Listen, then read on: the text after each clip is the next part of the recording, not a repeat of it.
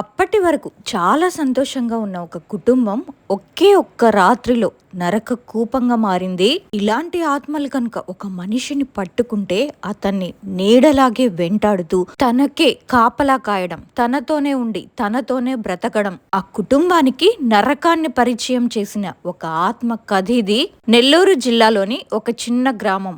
ఆ రోజు రాత్రి ఆ ముగ్గురు కలిసి చేసిన ఒకే ఒక్క తప్పు ఒక మనిషిని రాక్షసుల్లా మార్చేసింది. ఇంతకీ అసలు ఆ రోజు వాళ్ళు ముగ్గురు చేసిన తప్పేంటి, ఆ రోజు నుంచి వాళ్ళ ఇంట్లో మొదలైన ఆ నిశ్శబ్ద నరకమేంటో ఈ రోజు నేను మీకు వీడియోలో చెప్పబోతున్నాను.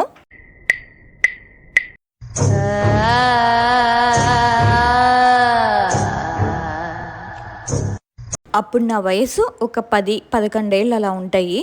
ఇది మా అమ్మ వాళ్ళ లైఫ్లో జరిగిన విషయం. అమ్మ నాన్న బావ మరదళ్ళు వాళ్ళు చిన్నప్పుడే ఇష్టపడి పెళ్లి చేసుకున్నారు. వాళ్ళు చాలా అంటే చాలా మంచిగా ఉంటారు. మాకు ఊహ తెలిసిన దగ్గర నుంచి కూడా అమ్మ నాన్న ఇప్పుడు మామూలుగా భార్యాభర్తల మధ్యలో ఉండే చిన్న చిన్న గొడవలు తప్పితే కూడా అమ్మ నాన్న చాలా హ్యాపీగా సంతోషంగా చాలా బాగుండేవాళ్ళు. అలాంటిది నాన్న చేసిన ఒక చిన్న తప్పు వల్ల వాళ్ళ లైఫ్ దగ్గరగా ఒక 2-3 సంవత్సరాలు చాలా అంటే చాలా నరకంగా ఫీల్ అయ్యారు వాళ్ళు పడిన బాధ అప్పుడు తెలిసి తెలియని వయసు కదా మాది. చూసి ఏడ్చుకుంటూ ఉండేవాళ్ళని తప్పితే మేము ఏం చేయలేకపోయే వాళ్ళము. మాది నెల్లూరు జిల్లా కావలి వైకుంఠపురం అనే ఒక ఏరియా ఉంటుంది. ఆ ఊరి దగ్గర ఉండేవాళ్ళం మేము చిన్నప్పుడు. మా ఇల్లులు ఎలా ఉంటాయంటే మధ్యలో రోడ్డు ఉంటుంది, అవతల ఒక లైన్ మొత్తం ఇల్లులే, యువతల పక్క ఇల్లులే. మా ఇంటి ఎదురుగా వచ్చేసరికి కాలేజ్ ఉంటుంది, దానికి ఇంకొంచెం దూరం పోతే మెస్ ఉంటుంది. ఆ కాలేజీకి సంబంధించిన మెస్ ఉంటుందన్నమాట. మా ఇంటి వెనక వచ్చేసి ఖాళీ ప్లేస్, అంతా చిన్న చిన్న చెట్లు, ఒక చిన్న సైజ్ అడవిలాగా బర్రెలు మేపుకుంటూ అట్లా ఉండేవాళ్ళు అనమాట. దానికి ఇంకొంచెం పై ఎత్తుకుపోతే జామాయిల్ ప్లాట్లు ఉంటాయి. ఆ జామాయిల్ ప్లాట్ల దగ్గర సెల్ ఫోన్ టవర్లు ఉంటాయి, ఒక 3 దూరంగా ఉంటాయి. ఫస్ట్ టవర్ దగ్గరకు వచ్చేసరికి అందరూ ఆడుకుంటూ ఉంటారు. పిల్లకాయలు పెద్దోళ్ళు కోడి పందాలు ఆడేవాళ్ళు, చిన్నపిల్లలేమో క్రికెట్ ఆడేవాళ్ళు. ఆ చిన్నపిల్లలు పెద్దోళ్ళు అని తేడా లేదు, సరదాగా ఆదివారం వస్తే అక్కడ బాగా ఆడుకునే వాళ్ళు అనమాట. అక్కడి నుంచి వచ్చేసి ఆ రెండో స్తంభం కాడికి వచ్చేసరికి కొంచెం మనుషులు జంకుతారు. టైం కాని టైంలో అక్కడికి పోవడం కానీ, అసలు సంధ్య వేళ అక్కడ ఎవ్వరు ఉండరనమాట. అంటే అక్కడ కొన్ని నెగిటివ్ ఎనర్జీస్ చాలా జరుగుతాయని చాలామంది నమ్ముతారు. ఈ బర్రెలు మేపుకోవడానికి వెళ్ళిన వాళ్ళు ఉంటారు కదా, ఆ నెగిటివ్ ఎనర్జీస్ అనేవి వాళ్ళ వెనక పడినట్టు వాళ్ళకి ఆ అనుభవాలు ఎదురయ్యాయంట. అయితే ఏం జరిగిందంటే ఆదివారం రోజు నాన్నకి ఒక ఫ్రెండ్ ఉన్నారు, తన పేరు భాష. ఆయన ఆ అడవి జామాయిల్ ప్లాట్ ఏదైతే ఉందో అది దాటాక తిప్ప అనే ఊరు ఒకటి ఉంటుంది. ఆ ఊర్లో ఆయన ఇల్లు. ఒరై ఆదివారమే కదా, ఇంటి దగ్గర రా పోదామని చెప్పేసి నాన్నని తీసుకెళ్లారనమాట. నాన్న సాయంకాలంగా 5 గంటలకు అట్లా స్టార్ట్ అయ్యారు. ఆ భాష అంకుల్కి ఉండేది సైకిల్.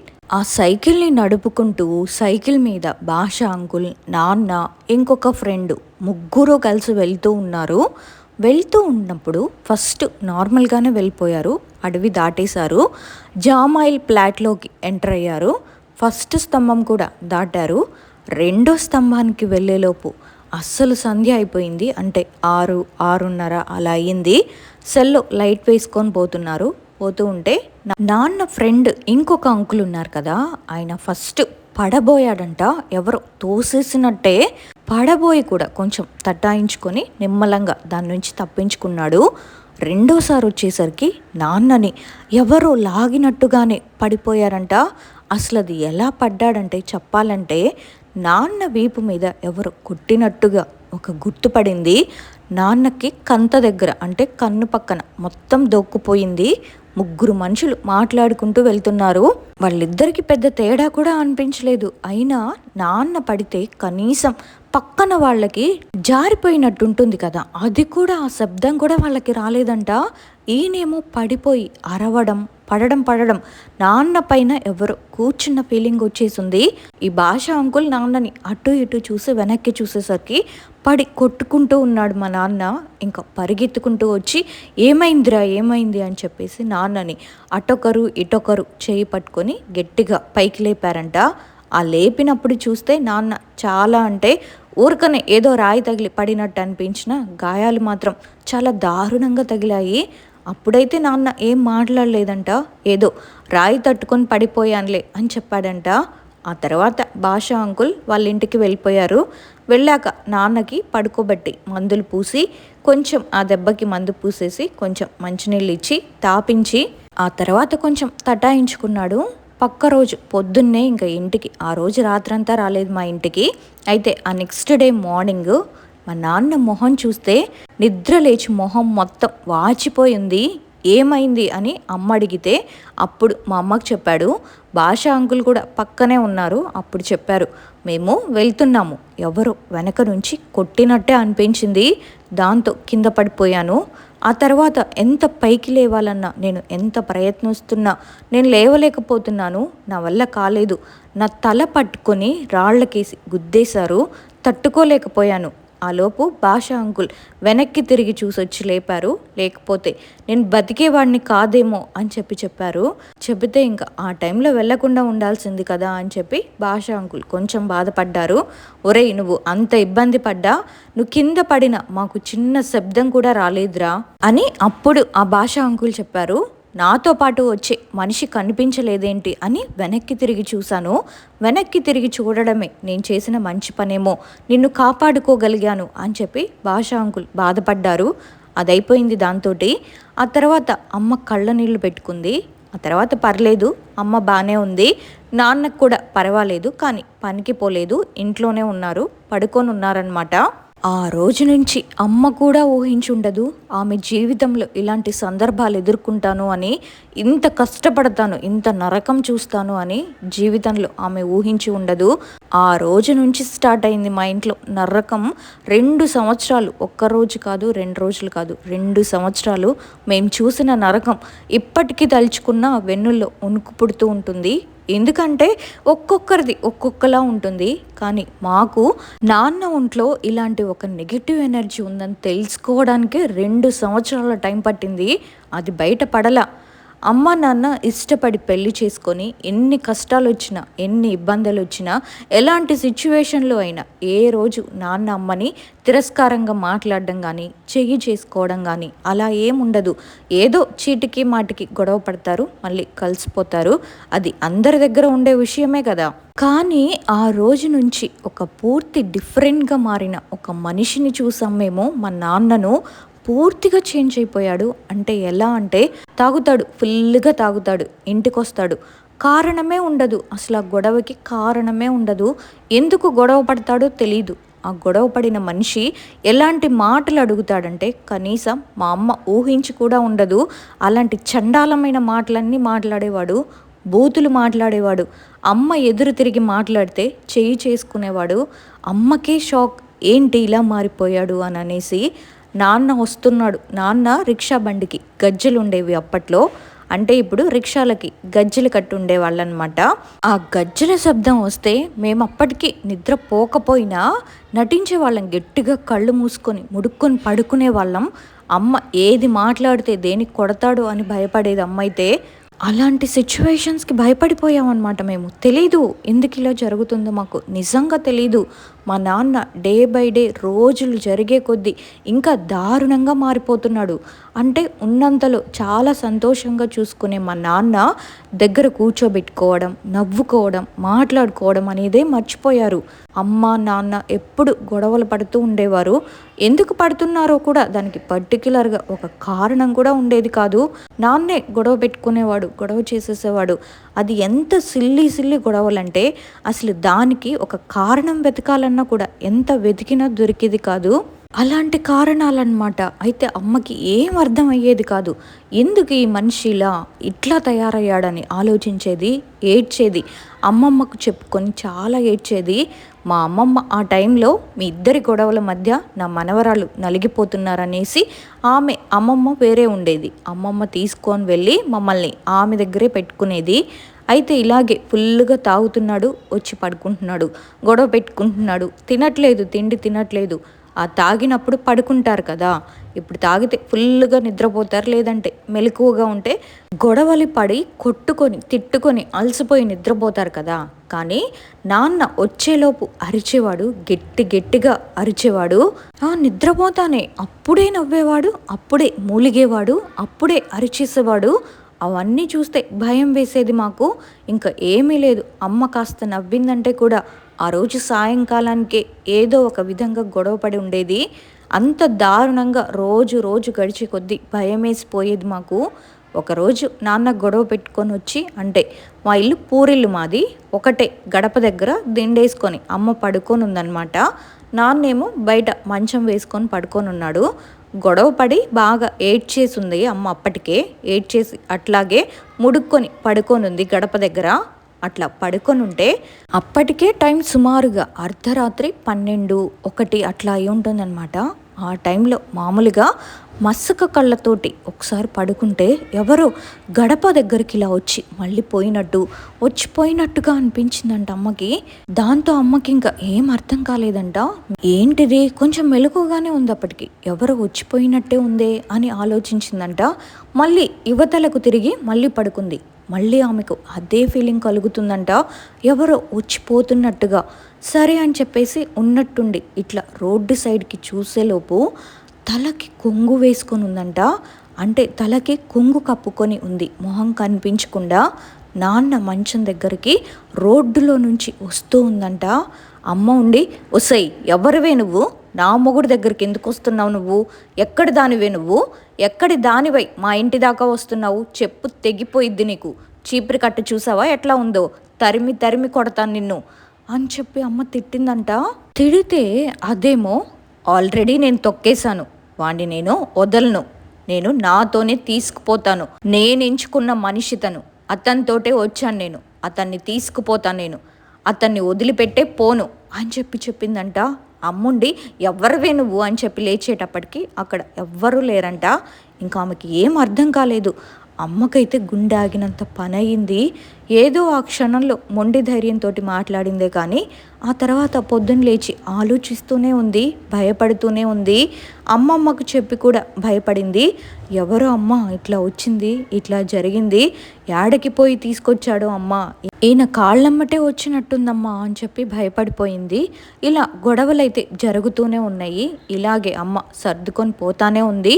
కానీ మా అమ్మకైతే అన్ని తెలివితేటలు లేవు, అంటే చూపించాలని ఆలోచన కూడా మా అమ్మకి రాలేదు. చూడండి, ఇంత గొడవలు జరుగుతున్నాయి కదా, ఇంత జరుగుతుంది, మా నాన్న ఎంత నీచంగా మాట్లాడుతున్నాడంటే అమ్మని, ఇంత జరుగుతున్న అమ్మ అయితే అట్లా పూజారి దగ్గరికి తీసుకెళ్దామని కానీ, ఏదో గుడికి తీసుకెళ్దామని కానీ, లేదంటే ఇంకెక్కడన్నా చూపిద్దామని కానీ అమ్మకు అసలు ఆలోచనే రాలేదు. 2 సంవత్సరాలు మా అమ్మ ఇలాగే నరకం పడుతుంది. కొడితే కొట్టించుకుంటుంది, తిడితే ఏడుస్తూ కూర్చుంటుంది. మాకు తినడానికి కూడా గడ్డు పరిస్థితి వచ్చేసింది. మాకు తినడానికి కూడా దొరకట్లేదు. చాలా అంటే చాలా ఫేస్ చేసాము. అసలు అది బయటే పడలా. మా అమ్మ ఏదో ఆ టైంన కాళ్ళ వెంట ఏదో వచ్చింది, అది పీడకలేమో, అలా కనిపించిందేమో అని చెప్పి దాన్ని లైట్ తీసుకుందే కానీ ఇలా చూపించాలి, దానివల్లే మా నాన్న ఇలా మారిపోయాడు అనే ఆలోచన మా అమ్మకి రాలా. ఆ తర్వాత మా పెద్దమ్మ వాళ్ళ ఇంటికి వెళ్ళాము, అంటే నాన్న వాళ్ళ అన్న వాళ్ళ ఇంటికి వెళ్ళాము. అక్కడికి వెళ్ళినప్పుడు రాత్రి ఒక ఆడ మనిషి మా పెద్దమ్మ వాళ్ళ ఇంటి బయట ఇంట్లోకి రాలేక బయట నిలబడి చూస్తూ ఉందంట. మా పెద్దమ్మ కంటపడింది. మా పెద్దమ్మ పొద్దున్నే లేచాక మా అమ్మని అడిగిందంట, ఏమ్మా మీ ఇద్దరి మధ్య అంత బానే ఉందా, నాకేదో తేడాగా అనిపిస్తుంది కుమార్ని చూస్తుంటే. రాత్రి ఎవరో తెలీదు, నేను బయటకు వచ్చాను వాష్రూమ్కి తెల్లవారుజామున 3 గంటలకట్లా. ఆ టైంలో ఎవరో ఒక ఆడ మనిషి బయట నిలబడినట్టుగా గేట్ల దాకా వచ్చి మళ్ళీ వెనక్కి వెళ్తున్నట్టుగా ఆ విధంగా కనిపించింది నాకు. ఇవన్నీ నేను నమ్ముతాను, నాకైతే ఏంటో తెలియట్లేదు, నాకేదో తేడాగానే ఉంది అని మా పెద్దమ్మంది. అప్పుడు మా అమ్మ పెద్దమ్మతో చెప్పింది ఏమనంటే, ఏమో అక్క, 2 ఏళ్ల క్రితం అట్లా వెళ్ళారు, ఎవరో మరిదోళ్ళ ఫ్రెండ్తో ఇట్లా తిప్ప సైడ్ వెళ్ళాడు, అక్కడ ఏదో పడ్డాడంట. ఆ తర్వాత నుంచి ఆ మనిషి అయితే పూర్తిగా మారిపోయాడు. గొడవలు జరుగుతున్నాయి, ఆర్థిక పరంగా కూడా నష్టపోయాడు. అంటే ఉన్నంతలో తిని సంతోషంగా ఉండే మేము అసలు సంతోషం అనేదే లేకుండా పోయింది.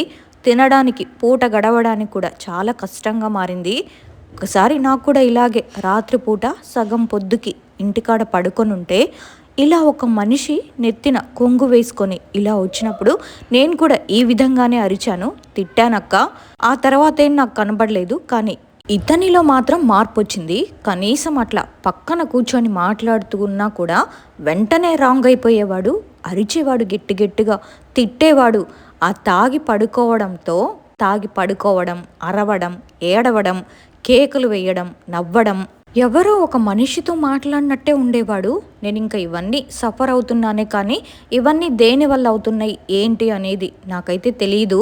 నాకు తెలియట్లేదు, అసలు నాకు అర్థం కూడా కావట్లేదు, ఏం జరుగుతుందో కూడా నాకు తెలియట్లేదు అక్క అని మా పెద్దమ్మతో అమ్మ ఇదంతా షేర్ చేసుకుంటే, మా పెద్దమ్మ ఏంటంటే ఇలాంటివి చాలా నమ్ముతారు. దేవుణ్ణి ఎంత నమ్ముతుందో అలానే, ఎందుకంటే మా పెద్దమ్మ వాళ్ళ ఇంటి ఎదురుగానే గంగమ్మ గుడి, అలాగే బ్రహ్మం గారి గుడి ఇలా దగ్గరగా ఉంటాయన్నమాట. మా పెద్దమ్మ ఇలాంటివి చాలా నమ్ముతారు. చాలా ఈ సోది చెప్తారు కదా, అది కూడా నమ్ముతారు. ప్రశ్నలు వేయిస్తారు, దేవుళ్ళు ఒంట్లోకి వస్తారు కదా, అక్కడికి వెళ్ళి కూడా ఇలాంటి వాటికి పరిష్కారాలు మా పెద్దమ్మ ఇలాంటివన్నీ చాలా నమ్ముతారు. ఒసేయ్, ఇంత జరుగుతున్నప్పుడు అలా ఎలా ఒంటరిగా నువ్వు వదిలేస్తావు, సరే ఉండు అని చెప్పి నాన్నని అమ్మని ఇలా ఒక ప్రశ్న చెప్పే ఒక స్వామి దగ్గరికి తీసుకెళ్లాలని చూసింది. నాన్నేమో ఎన్నెన్నో సాకులు చెప్తున్నాడు, కదలట్లేదు, పోవట్లేదు. ఇంకా బలవంతం చేసి అమ్మని నాన్నని ఆ ప్రశ్న చెప్పే ఒక స్వామి దగ్గరికి తీసుకెళ్ళినప్పుడు ఆయన పూజలో కూర్చోబెట్టి అప్పుడు చెప్పారు, ఇది నిన్న మొన్న వచ్చింది కాదు.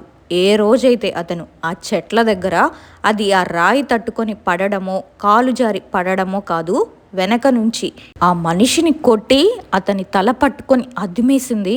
అక్కడ అతని టైం బాగుండి బతికాడు. ఆ రోజు నుంచి తన కాళ్ళ వెంటే వచ్చేసింది ఆమె. తనకే కాపలా కాస్తుంది, తనతోనే ఉండి తనతోనే బ్రతుకుతుంది, తన ఒంట్లోనే ఉంది అని చెప్పాడు. అసలు అమ్మైతే షాక్. అదేదో ఒక దిక్కున పడి 2 ఏళ్ళు మమ్మల్ని ఇట్లా వేపుకు తిన్నదా, బయటపడలేదా, ఇంత ఇబ్బందా అని అమ్మకి అదొక షాక్ లాగా ఫీలింగ్ అయిందనమాట ఆ టైంలో. అంటే ఒక మనిషిని ఇలాంటి గాలి పట్టుకుంటే ఇలా ఆర్థికపరమైన నష్టాలు, భార్యాభర్తల మధ్య గొడవలు ఇంత ఇబ్బంది పెడుతుందా ఒక మనిషిని అని అమ్మకి కూడా ఆశ్చర్యమే. ఎందుకంటే అమ్మ ఇవన్నీ పెద్దగా సీరియస్గా తీసుకునే విషయం కాదు అనుకుంది. ఏదో వెళ్ళాడులే దారి వంట, ఏదో చెడుగాలు వచ్చింది, దానివల్ల ఇలా ఇబ్బంది అయ్యింది అని చెప్పి అనుకుంది, వదిలేసింది అప్పుడు. కానీ ఒక 2 ఏళ్ళు ఒక మనిషి ఒంట్లో ఉండి భార్యాభర్తల్ని దగ్గర కాకుండా చూస్తూ, ఆర్థిక పరంగా తినడానికి కూడా లేకుండా ఇంత ఇబ్బంది పెడుతూ ఒక కుటుంబాన్ని నరకం చేసేస్తుందా అని చెప్పి అమ్మకి కూడా కొత్తగా అనిపించిందంట. ఆ టైంలో ఆశ్చర్యంగా కూడా అనిపించింది. ఆ తర్వాత ఆ స్వామి ఎవరామె, ఎక్కడి నుంచి వచ్చింది ఏంటి అంటే, అక్కడే ఎవరో ఒక మగ మనిషిని నమ్మి ఆమె ఎక్కడికి వెళ్ళిందంట. ఆ మనిషి ఆమెను వాడుకొని చంపేసి అక్కడే వేశారు. ఇంకా ఆ టైంలో ఆమె అక్కడక్కడే తిరుగుతూ ఉందంట. ఆ స్తంభాన్నే ఆమె నివాసంగా మార్చుకొని ఆ దరిదాపుల్లోనే తిరుగుతుందంట. ఆ రాత్రి ఇతను తన కంట పడ్డాడు, వచ్చింది, వశపరుచుకుంది. ఇంకా తనలోనే ఇమిడిపోవడం మొదలైంది. ఎందుకంటే అది బయట పడలేదు, దాన్ని గుర్తించలేదు. ఇప్పటికైనా మీరు గుర్తించారు. తినని తీసుకువెళ్ళడానికి ఇంకా టైం చాలా ఉంది కాబట్టి ఇతను బ్రతకగలిగాడు, బతికి బట్టగట్టగలుగుతున్నాడు అని చెప్పి కొన్ని పూజలు చేశారంట. అమ్మ వాళ్ళను కూడా బయటికి పంపేసి కొన్ని పూజలు చేశారు. పూజలు చేసి ఒక 5 రకాల పువ్వులతోటి 4 తోవలు కలిసే చోట దిష్టి తీసి అవి ఎవ్వరికీ కంటపడకుండా, ఎవ్వరు తొక్కకుండా వీలైనంత దూరంగా తీసుకువెళ్ళి పడేయమని చెప్పారు. అమ్మ వాళ్ళు కూడా అలాగే చేశారు. ఆ మనిషి ఎవ్వరు ఏంటి అనేది వివరంగా అయితే మాకు చెప్పలేదు, కానీ చెప్పిందైతే ఒక మగ మనిషిని నమ్మి అక్కడికి వచ్చిందమ్మా. ఆ మగ మనిషి తనని వాడుకొని అక్కడ చంపేసి వెళ్ళిపోయాడు. దానివల్ల ఆ మనిషి అక్కడక్కడే తిరుగుతూ తనని చూసొచ్చింది. ఇంకా తనని ఎవరు గుర్తించలేదు కాబట్టి తనతోనే ఉండడం అలవాటు చేసుకుంది, తనతోటే ఉండిపోయింది కూడా, తనతోనే గడపడం మొదలుపెట్టింది. అందువల్లే భార్యాభర్తలకి ఇలా గొడవలు, తినడానికి కూడా ఇబ్బంది పడిపోయారు, అంత పరిస్థితి వచ్చింది అని చెప్పేసి ఒక 3-4 సార్లు అమ్మ వాళ్ళు ఆ స్వామిని కలిసి ఆ స్వామి చేత మంత్రాలు వేపించుకొని ఆయన దిగదుడిచి వాటిని ఆయన లేకుండా చేశాడు.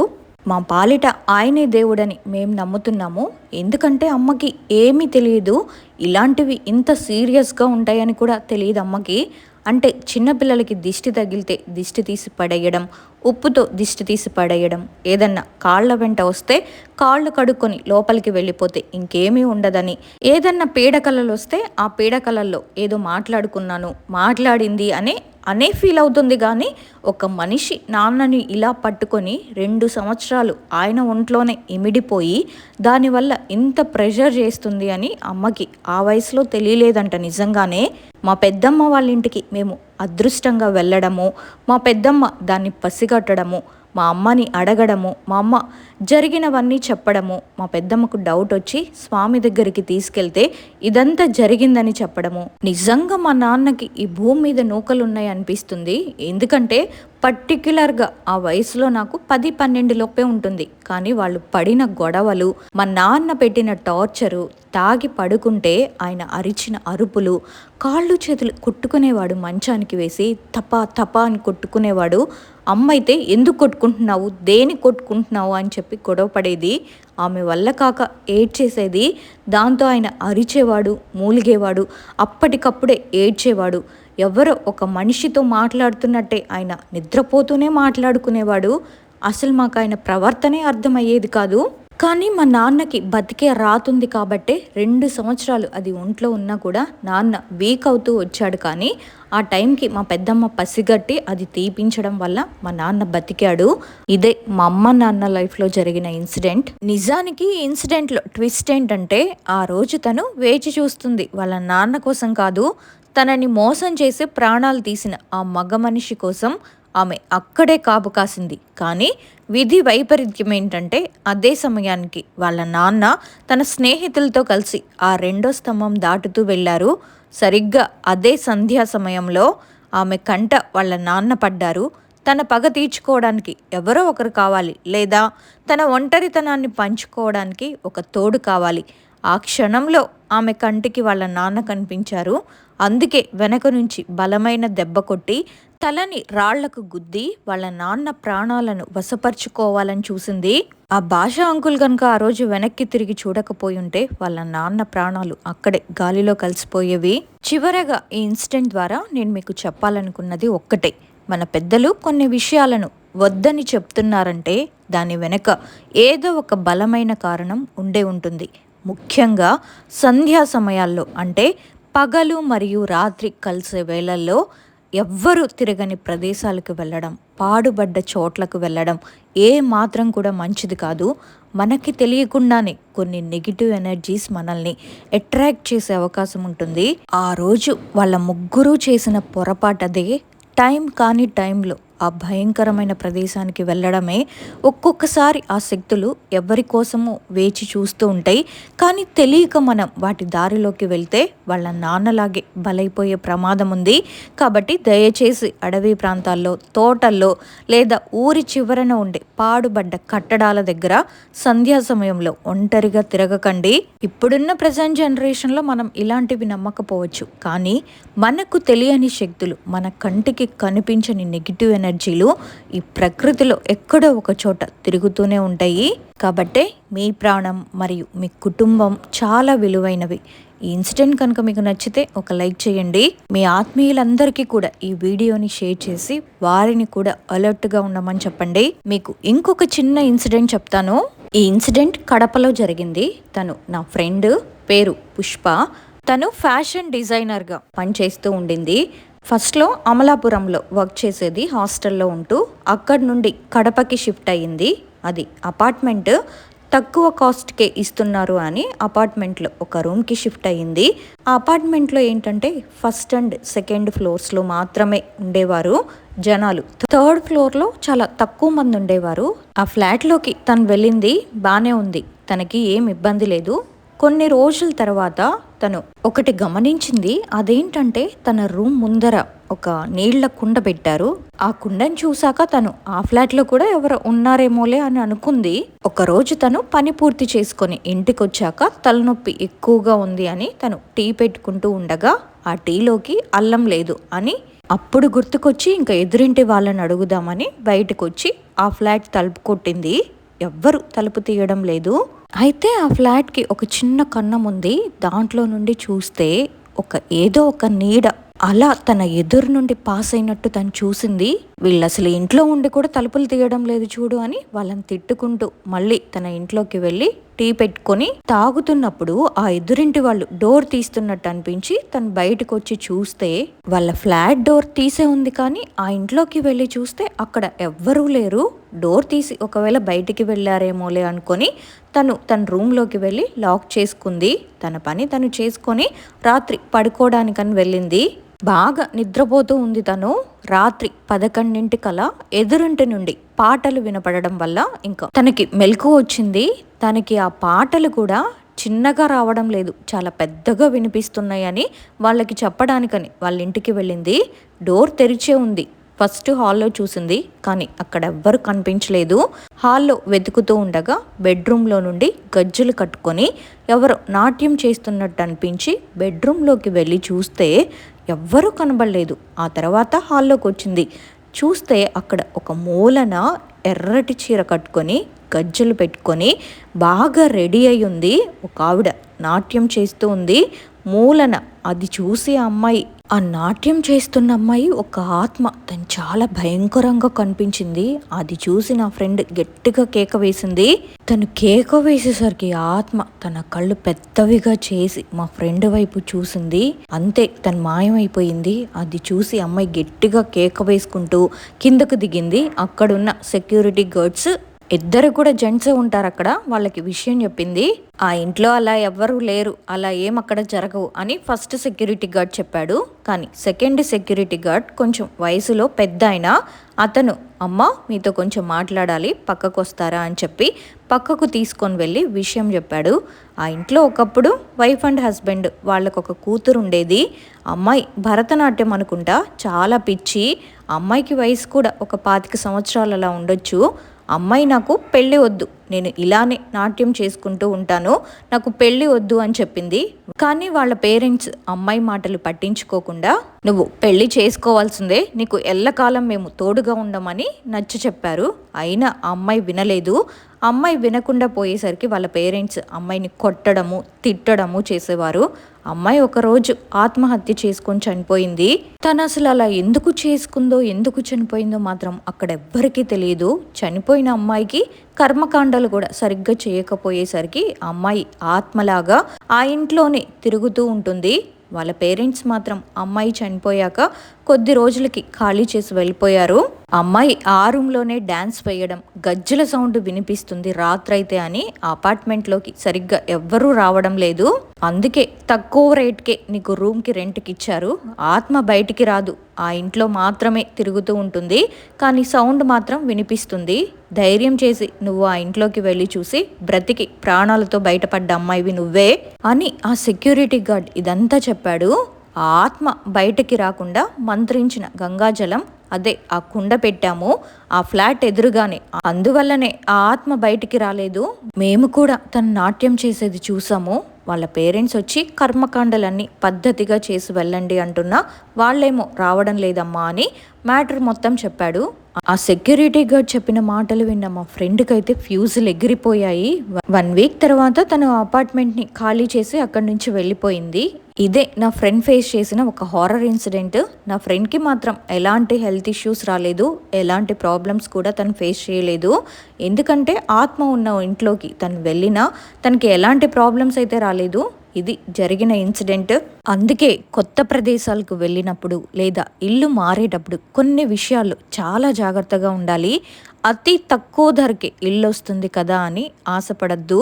ఎందుకంటే అంత తక్కువకే దొరుకుతుందంటే దాని వెనుక ఏదో ఒక బలమైన కారణం ఉండాలి. లోతుగా విచారించకుండా ఏ నిర్ణయం కూడా తీసుకోవద్దు. అండ్ ఇంకొకటి, జనాలు తక్కువగా ఉన్నా లేదా ఎవ్వరూ లేని ఫ్లోర్లలో ఒంటరిగా ఉండడం కొన్నిసార్లు మానసికంగా భయాన్ని కలిగిస్తుంది. అండ్ సెక్యూరిటీ పరంగా కూడా రిస్క్ ఉండొచ్చు. ఎందుకంటే ప్రమాదం ఎటు నుండి వస్తుందో కూడా తెలియదు. అందుకే మనం అప్రమత్తంగా ఉండడమే మంచిది. ఈ వీడియో కనుక మీకు నచ్చినట్లయితే ఒక లైక్ చేయండి. మీ అభిప్రాయాన్ని తప్పకుండా కామెంట్ రూపంలో నాకు తెలియచేయండి. ఇలాంటి మరిన్ని రియల్ హారర్ స్టోరీస్ కోసం మన ఛానల్ని సబ్స్క్రైబ్ చేసుకోండి. అండ్ మీ జీవితంలో కూడా ఇలాంటి రియల్ హారర్ ఇన్సిడెంట్స్ జరిగాయా? ఒకవేళ జరిగుంటే అవి మా ఛానల్ ద్వారా అందరికీ తెలియాలి అని మీరనుకుంటే గనుక నాకు ఇన్స్టాలో మెసేజ్ కానీ లేకపోతే మెయిల్ కానీ పంపించండి. దానివల్ల మరికొంతమంది అలాంటి పొరపాట్లు చేయకుండా ఉంటారు. ఇంకొక మంచి రియల్ హారర్ ఇన్సిడెంట్తో మళ్ళీ కలుద్దాం. అంతవరకు జాగ్రత్తగా ఉండండి. Bye bye.